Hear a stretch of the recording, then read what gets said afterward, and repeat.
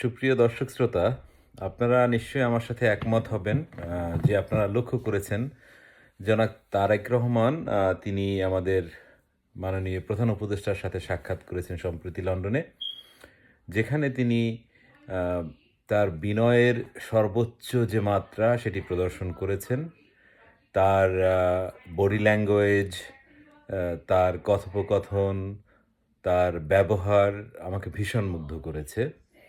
এবং যদি আপনারা লক্ষ্য করেন এই ভদ্রলোকের আ মুভমেন্ট এবং তিনি যেভাবে মুভ করছেন বা হাঁটছেন, তার যে অ্যাপিয়ারেন্স ওভারঅল অসাধারণ।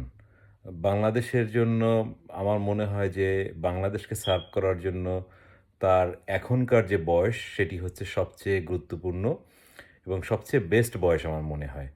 তাই বাংলাদেশ যদি তার মতো একজন নেতা পান এবং তার যে ইন্টারন্যাশনাল এক্সপোজার বা তার অভিজ্ঞতা, তা দিয়ে আমার বিশ্বাস যে বাংলাদেশকে তিনি নেতৃত্ব দিলে আগামী দিনে এই যে একটা হানাহানি, হিংসা, বিদ্বেষ, দুর্নীতি এগুলো থেকে আমার মনে হয় অনেকটা বেরিয়ে আসতে পারবেন। অন্তত সেই সুযোগটুকু তিনি পেতেই পারেন।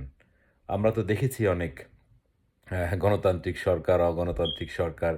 সেখানে এই মানুষটি যেহেতু এত বছর দেশের বাইরে থেকেছেন, তিনি শিখেছেন, তার ম্যাচুরিটি এসেছে এবং তার নেতৃত্বের একটি বিশাল পরিসর আমরা দেখতে পাচ্ছি এবং আমার বিশ্বাস যে তার এই চিন্তাভাবনা কাজে লাগিয়ে বাংলাদেশকে আগামী দিনে একটি সমৃদ্ধ বাংলাদেশ করার স্বপ্নে যে আমরা দেখছি, সে স্বপ্নের জন্য আমার মনে হয় তিনি পারফেক্ট।